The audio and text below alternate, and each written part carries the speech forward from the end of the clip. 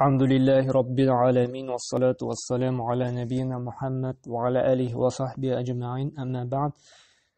Bugungi dersimizde 7-nji zor günahni alıp getiribiz. Bu şulay iň zor günahlar türkümine kire. Ham bik kızganışga karşı bik katı taraldı. Bizning jerlikde gana tugul, hem umuman bütün dünyada bu günah. Ham indi hazır muni kayber kişiler hatta munsuz yaşap bulmay dip ayta. Halalga çygara başladylar indi kayber kişiler. Indi adati narsage kim bu günahni işlemeyken anga kirisinse seyir dip karaylar. Akılsız mallasın indi bütün kişi şu günahni kıla, alar аны günah dep etmeyindi. Amma lakin indi alar аны fayda kitire cemiyetke dip oylayndi. Amma lakin bu bik korkunç günah. Bunun arkasında cemiyette bik katı fesad, bozukluklar tarala. Bu narsa bu riba. Riba ul artu usu deganni anglata. Mesela misal kitirsek, bir kişi indi 1000 so'm ajatga berip tura ekan, ham u shart qo'ya. Mesela 1500 etib qaytarıga. 1000 ajatga bera, amma qaytarganda indi nechik arttırıp üstlep qaytarıga tiyish. 500 so'm mesela. 1500. Bu riba bula. Hem şuşu ribani aluşu da günahlı, hem biruşu da günahlı. Da kayber kişi aytır, niшләп min algan kişi, min şarasızlıktan безвыходности dip alam bit. Ni üçün mea günahı bulsun an dip ayta kayber awlar. Amma lakin bit aluşu bulmasa, biruşu bulmasa, şulaymy? Спрос зарождает предложение diler. Сораучы bulganga көрә, biruşu da бар. Аңа күрә менә бу günahны эшләгәндә iki kişi de indi günahlı bula. Bu günah bik korkunç günahlarının birisi. Hatta bütün günahlarga da Allah Teala mınday gazap äzirlemegen. Нәрсә, kim менә bu günahны эшли, Allah Teala һәм аның Расулына сугыш белән чыга. Kim riba ала яки бирә, ул Allah Teala'га сугыш игълан иткән була. Endi mana bit indi süjap ta turası yok. Kim alemlerinin hujasına suğuş ilan ite ol hişsiz, jingilashak, azapta halakatga iltashak bu amalani.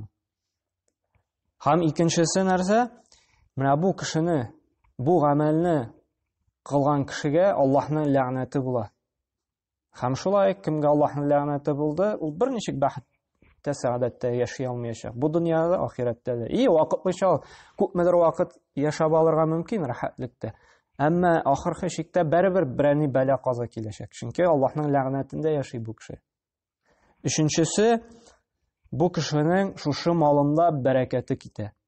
Birer kişi ribaga birane salayken şuşu malında bereket bulmay. İyi, aytkanыбыз şeyni köpmedir vakit ulanı kullanıp turala. Lakin ahir şekilde beraber şuşu malında indi bereket bulmay.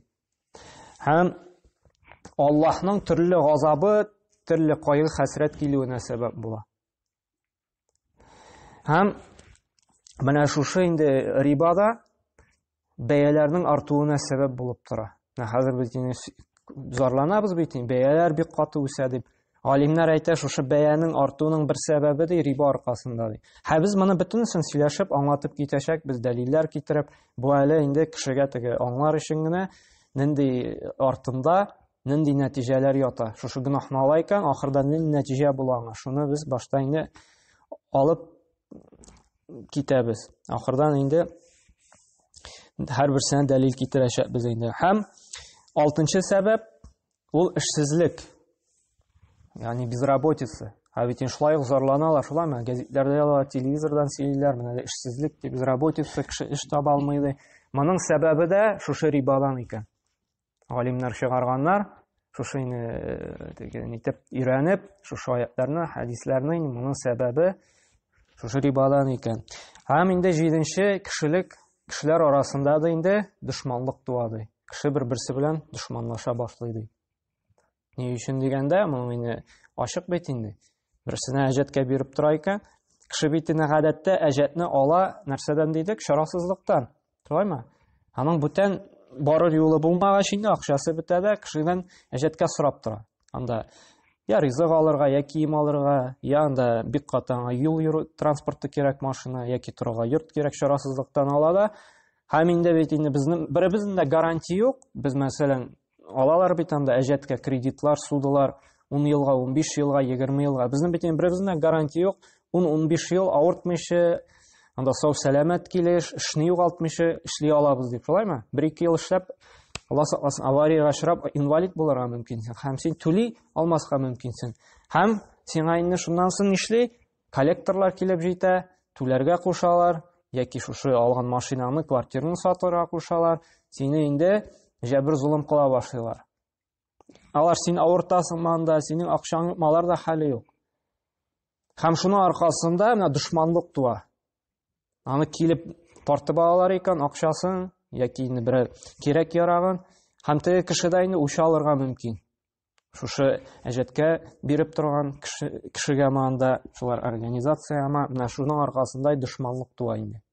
Һәм без инде хәзер һәр берсенә инде дәлилләр китереп инде аңлатып китербез. Чөнки сүз генә калмасын өчен, менә шушы Аллаһ Тәгаләнең инде дәлилләре белән. Иң беренче Аллаһ Субханаһу ва Тәгалә Бакара сүрәсендә әйтә: يا أيها الذين آمنوا اتقوا الله وذروا ما بقي من الربا إن كنتم مؤمنين فإن لم تفعلوا فأذنوا بحرب من الله. Менә иң беренче нәрсә дидек, шушы гөнаһның куркынычлыгы Аллаһка һәм аның Расүленә сугыш игълан итәсең ди, сугыш белән чыгасың ди. Бу бик куркыныч. Һәм хәтта менә мондый бүтән бернинди гөнаһ та юк. Аллаһка сугыш белән чыга торган, Аллаһка сугыш игълан итә торган бернинди гөнаһ та юк, илля дә мәгәр шушы риба. Нәрсәдә Аллаһ Тәгалә шушы 278-279 аятларда: "Эй иман китерүчеләр ди, әгәр ди сез хакыйкый мөэмин булсагыз ди, аласы рибаларыгызны ди ташлагыз ди, ягъни аласы рибаларыгыздан баш тартыгыз ди, якында килмәгез ди. Әгәр шулай эшләмәсәгез ди, әгәр риба алудан, риба бирүдән туктамасагыз ди, Аллаһ һәм аның Расүленә ди сугыш белән чыккан булырсыз ди. Һәм әгәр дә инде тәүбә кылмасагыз ди, ялгыш, әгәр дә тәүбә итсәгез ди, төп малыгыз үзегезнеке булыр ди. Һәм zulm кылмассыз ди. Үзегезгә дә zulm кылмаслар ди. Әгәр дә инде кеше шушы аятларны күреп инде тәүбәгә килә икән ди, сезнең инде малыгыз да үзегездә калыр ди. Һәм сезгә карата үзегез дә zulm кылмассыз ди, сезгә карата да zulmлык кылмаслар ди инде. Без әйткән идек, дошманлык тудыра дип, шулаймы? Әгәр түли алмыйсың икән, сиңа zulm кыла башлыйлар. Синең малыңны тартып ала башлыйлар, сине анда рәнҗетә башлыйлар, сине куркыта башлыйлар, гаиләң белән куркыта башлыйлар анда. Һәм нәрсә Аллаһ Тәгалә менә бу zulm сезгә дә кылмаслар ди, сез дә zulm кылмассыз ди. Менә бу Аллаһ Тәгаләнең дәлиле. Әгәр дә инде без шушы рибага чумып инде, аннан соң безгә карата кешеләр zulmлык кыла башлый икән, шушы акча бирүчеләр, без монда үзебезне гаепләргә тиешбез. Чөнки Аллаһ Тәгалә шушы аятын ишетмәдек һәм инде ишетсәк тә гамәлдә кылмадык. Чөнки аның артыннан zulm кылачаклар сезгә карата. Һәм Аллаһ Субханаһу ва Тәгалә дәвам итеп әйтә, 270 алдагы аятта инде, шулай Бакара сүрәсендә 275 аятта: "Аллазина якулуна ар-риба ла якумуна илля кама якуму аллазина ятахаббату аш-шайтану минал масти." Бу инде кыямәт көнендә сүрәтләнә. Әгәр дә шушы риба алып, риба белән яшәгән кеше, нәрсә ди Аллаһ Тәгалә, риба ашаучылар ди, ахирәттә ди шайтан зәхмәте суккан тилеләр кебек торгызырлар ди. Без бит беләбез, кыямәт көне иман китергән кешеләр үлгәчтән соң тагын бер әле каберләребездән кубарылачакбыз. Һәм менә шушы кабердән торгызылуыбыз да, кубарылуыбыз да, әгәр дә риба ашаса, менә шушындай мәҗнүн, тиле кешеләр кебек булыр ди.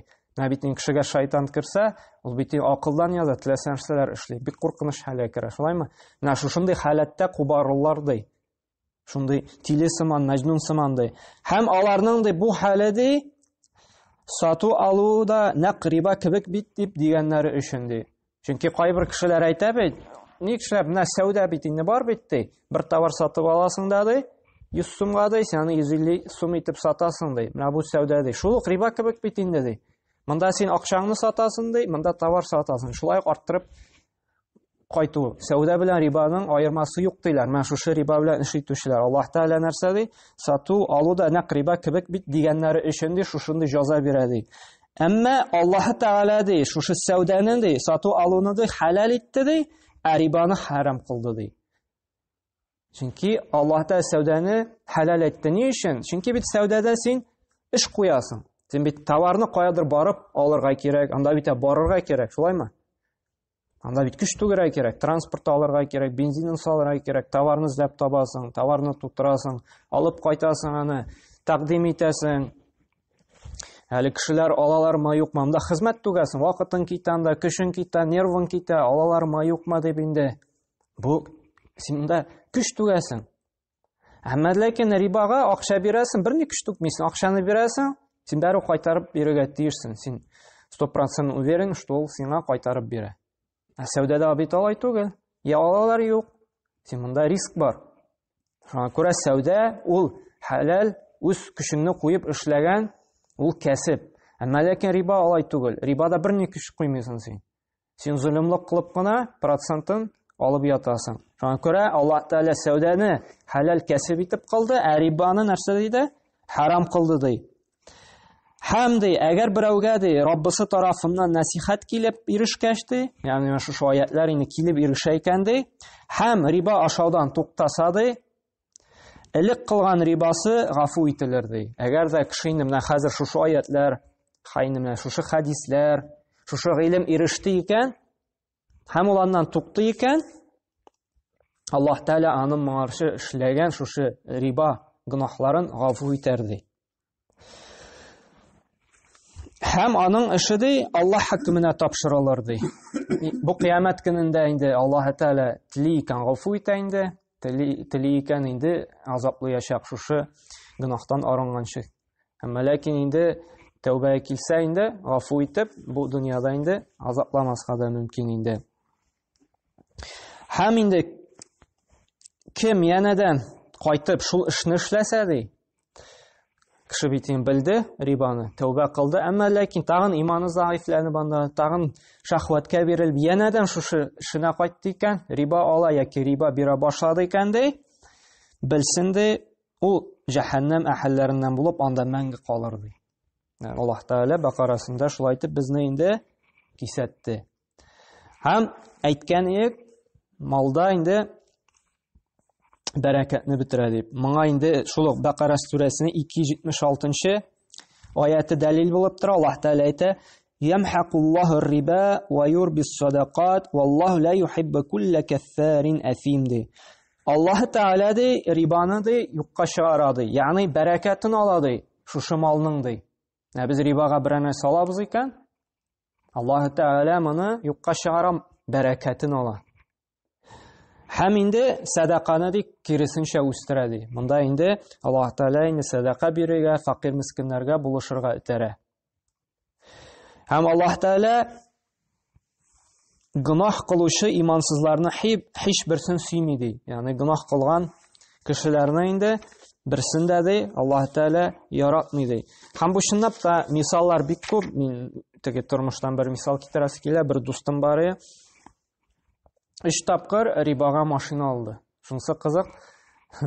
Бер тапкыр алды рибага машина алып, узак та үтмәде, бер 3-4 ай йөрде, бу килеп бәрелде. Һәм бу машинасын теге рәтләрлек түгел инде сатып җибәрде. Сатып җибәрде, шул акчасын анда бик әз генә инде калганы, шуңа өстәп тагы кредит алды. Һәм инде тагын аварияга очрады, узак та үтмәде. Шуннан соң инде 3-нче тапкыр шулай булды. Шунысы кызык. Бу 1-2 ел эчендә генә булды. 3 тапкыр юл фаҗигаһына очрады, әмма ләкин Аллаһ Тәгалә һаман инде моны кисәтте, һаман туктамады. Шуннан соң инде рибаларыннан шушы каплап бетергәч кенә инде, аннары инде үз акча җыеп кына инде машина алгач, анысы белән инде 10 ел йөрде. Бу минем бер танышым инде. Монда ачыктан-ачык инде дәлил булып тора тормышта да. 3 тапкыр кредитка алган машинаны, 3 тапкырда да бәрелде.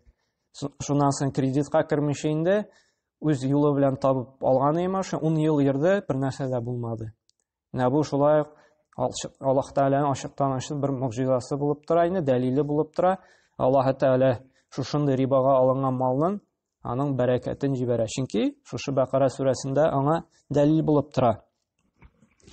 Һәм без әйткән идек, садақаны Аллаһ Тәгалә арттыра дип, шушы рибаның бәрәкәтен юкка чыгара дип.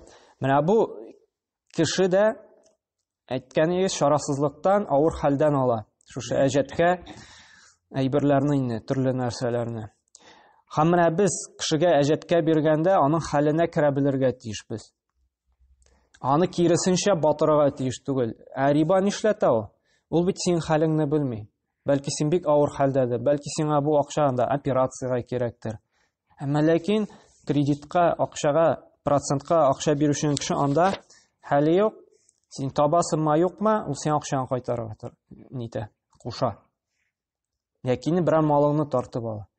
Әмма мусульман кешесе безнең динебездә тыелган бер кайчанда мондый зулымлык эшләнергә тиеш түгел. Әҗәткә бирдең икән, сиңа кичектереп торырга, сабыр итәргә тиешсең.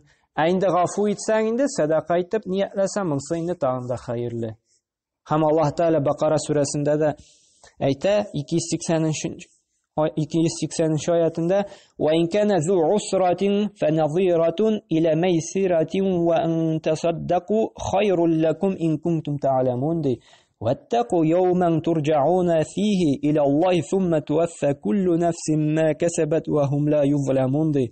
Әгәр дә бурычлы кеше авыр хәлдә булса ди, хәле җиңеләйгәнче ди, аңа вакыт бирегез ди. Менә безнең динебез нәрсәгә өйрәтә. Әгәр дә берәр кешегә әҗәткә биреп торды икән, без аны көтеп торырга тиешбез, хәле җиңеләйгәнче. Аннан таләп итәргә тиеш түгел без, кайтар, тем более инде нәрсә белән, процент белән. Һәм Аллаһ Тәгалә нәрсә ди? Садака кылсагыз ди, белсәгез сез, ничек ул сезгә хәерлерәк ди. Әгәр дә без шушы авыр хәлдә берәр кешегә әҗәткә бирдек икән, хәле шуңа авыр, һәм шушы вакытта ди, Аллаһ Тәгалә әгәр дә ди, сез моны кичерсәгез ди, садака итеп бирсәгез ди, сезнең өчен ничек хәерле булуын белсәгез иде сез ди. Бу безнең өчен ничек хәерле һәм кыямәт көндә моның әҗерен Аллаһ та ничек күпләтә арттырып бирә. Ләкин без иманыбыз заифлык аркасында, Аллаһка инануыбыз шундый бик заиф булу аркасында без инде гел өмет итәбез, гел инде шушы малга омтылабыз, малны алырга тырышабыз. Әмма ләкин инде бу саранлык шуңа бездә көчле, хәтта Аллаһка ышанган кешеләрдә дә. Бу авыр хәлдә булса да, ул инде бәрабер куркытырга да мөмкин, чөнки ишетелә кайбер кардәшләребез дә теге килеп куркыта анда. Сен кайтармасаң, мин син шулай итәм, фәлән итәм анда, куркыта, гаиләсе белән куркыта анда. Һәм башка төрле җәзалар белән куркыта. Менә бу мусульманга хак, гадәт, хак, әхлак диек инде бердә ни түгел, тап түгел. Мусульман кешесе мондый булырга тиеш түгел. Әгәр дә әҗәткә бирде икән, бирә алмый икән, сабыр итеп көтәргә тиеш. Чөнки Аллаһ Тәгалә нәрсә ди? Җиңеләйгәнче ди, аңа вакыт бирергә куша. Әмер итә безгә Аллаһ Тәгалә. Сабыр итегез ди, вакыт бирегез аңа ди. Шуңа күрә менә без сакланыйк кешене куркытудан, кардәшләребезне түли алмаса. Чөнки Аллаһ сакласын, бу бик куркыныч. Мусульман кешесе бер кайчанда кешегә зулым кылырга, аның шушы авыр хәленнән кулланып, аны тагын да шушы хәлен авыр айтырга тиеш түгел. Ничек безнең шушы процентка акча бирүчеләр эшлиләр.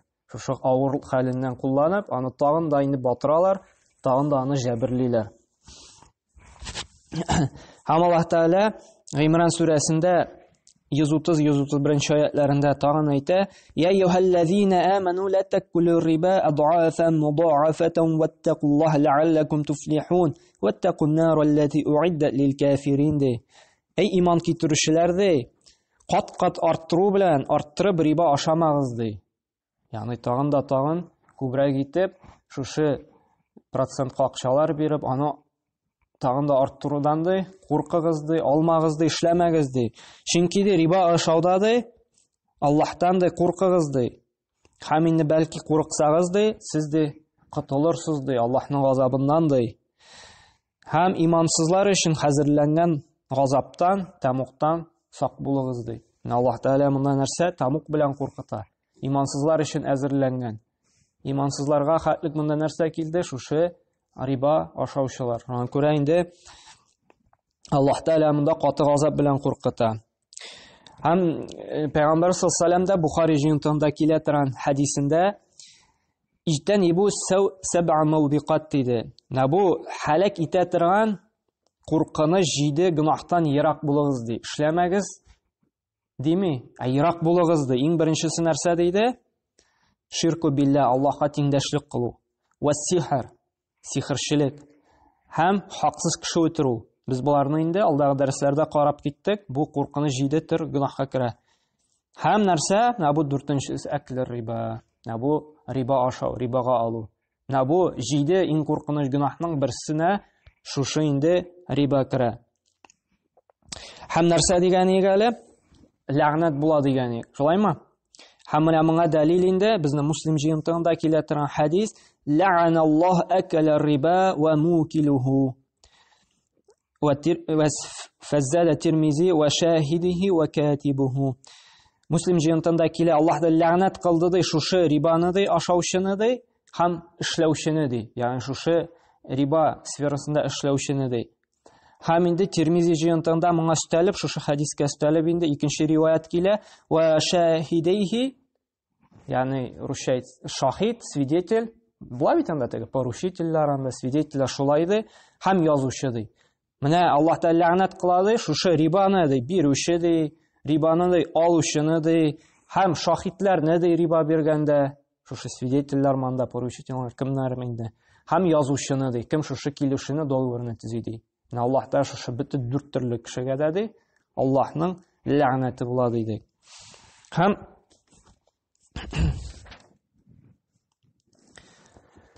икенче шулай хәдисендә Насаи җыентыгында килә, Пәйгамбәр саллаллаһу алейһи ва сәлләм әйтә: "Акала риба ва мукилуһу ва катибуһу иза аламу зали мал'унуна аля лисани Мухаммадин яумал қиямah". Шушы риба ди, эшләүче ди, алучы ди, аны язучы ди, әгәр дә белә торып инде моны эшләсәләр ди, бу ди Мухаммад, ягъни Пәйгамбәр саллаллаһу алейһи ва сәлләмнең теле белән ди ләгънәт кылыначак кыямәт көнендә ди. Кыямәт көнендә Пәйгамбәрбез Мухаммад саллаллаһу алейһи ва сәлләм бу кешеләргә инде нәрсә? Ләгънәт кылачак. Шәфәгать тә кылмаячак, якламаячак та, киресенчә инде батырачак, ләгънәт кылачак. Бу безне инде куркытырга тиеш, менә шушында инде куркыныч безне куркыткан хәдисләрдән инде. Һәм шулай Пәйгамбәр саллаллаһу алейһи ва сәлләм әйтте, Муснад Имам Ахмад җыентыгында килә торган хәдистә, бер җирлектә ди зина һәм инде риба тарала икән ди. Шушы кешеләр ди инде Аллаһның газабына дучар булалар ди. Аллаһның газабы киләчәк менә бу кешеләргә ди. Хәзерге көндә инде моны күреп торабыз. Зина да тарала, риба да тарала. Һәм инде Аллаһның газабына да дәлилләр бик күп. Шулаймы? Нинди генә авыртулар юк, нинди генә кайгы хәсрәт килми хәзерге көндә. Һәм кеше үзенең шушы малына да бик җиңел карый башлады. Ул аның кәсебе халалмы, хараммы, аңа хәзер бәрибер. Һәм моңа дәлил булып та тора Бухари җыентыгында хәдис, Пәйгамбәр саллаллаһу алейһи ва сәлләм әйтте: "Аля-наси заманун ла юбали ар-раҗулу мин айна асаба ал-мал мин халал ау харам". Җитер ди шундый вакытлар ди, Пәйгамбәрбез әйтә, кеше ди уйлап та карамас ди, аның малы каян килә икән ди. Харам юл беләнме, халал юл беләнме? Ул аны уйлап та карамас ди. Хәзерге көндә бездә шулай бит. Уйлап та караган юк. Кешенең ни генә кәсеп итми, ул сорамый да, "Менә бу эшем халалмы минем? Менә бу гамәлем минем динебезгә туры киләме?" Чөнки бит менә бу рибаның да нинди генә төрләре юк, нинди генә товарлар алып булмый. Шуңа күрә Аллаһ карап тормый. Һәм менә бу ачыктан-ачык инде дәлил булып тора. Һәм тагын куркынычлы нәрсә, Пәйгамбәр саллаллаһу алейһи ва сәлләм Аль-Хаким риваятында килә торган хәдистә әйтте: "Ар-риба 73 бабан ди. Айсаруха мислу ан янкиха ар-раҗулу уммуху". Менә бу тагында куркыныч. Риба ди 73 төрле ди тармагы бар ди. Рибаның 73 төрле тармагы бар ди. Чөнки акча гына акча бирү түгел. Аның әле күп, аның хәзерге көндә бигрәк тә сурәтләре күп. Рибага эләгү хәзерге көндә, хәзерге менә бу икътисади мөнәсәбәтләрдә бик җиңел. Бик җиңел. Шуның да әйтәч 73 төрле ди, ишеге 73 төрле юлы бар ди, рибага эләгүнең инде. Әмма ләкин шушы ди иң җиңеле ди. Әниең белән зина кылган кебек ди. Кеше инде риба ала икән име? Шушы рибаның инде дәрәҗәсе ди иң җиңел инде. Ул әниең белән зина кылган дәрәҗәдә булырсың ди. Уйлап карагыз, нинди куркыныч. Кеше уйлап та карамый. Хәбитин киң таралган, шәһәргә бара икән анда деньги на проценты, ул гәзитләрдә язылган, процент акча бирә, шулай. Шул гадәти бер гамәлне генә эшли, бер гадәти дип уйлый. Әмма ләкин шуның иң җиңел түре дә ди, нәрсә ди? Аның белән үз газиз әнкәең белән зина кылган кебек ди. Уйлап карагыз, без үз әниебез белән зина кыла алырыкмы? Без бит уйларга да куркабыз. Хәтта мисал китерергә дә куркабыз. Әмма ләкин рибага алу шунга тиң ди. Моның иң җиңеле генә әле бу ди. Иң җиңеле. Әле бу теге 73-нче дәрәҗәгә күтәрелми. Бу иң беренче, иң җиңел баскычы гына ди. Аның белән зина кылган кебек ди. Берәр кеше әйтә икән, бу кеше әнисе белән зина кылган. Без дибез инде бу кеше белән күрешмибез, уны авылдан, шәһәрдән куып җибәрергә кирәк дибез. Бу безнең инде теге враг номер 1, иң беренче дошманыбыз булачак мондый кеше.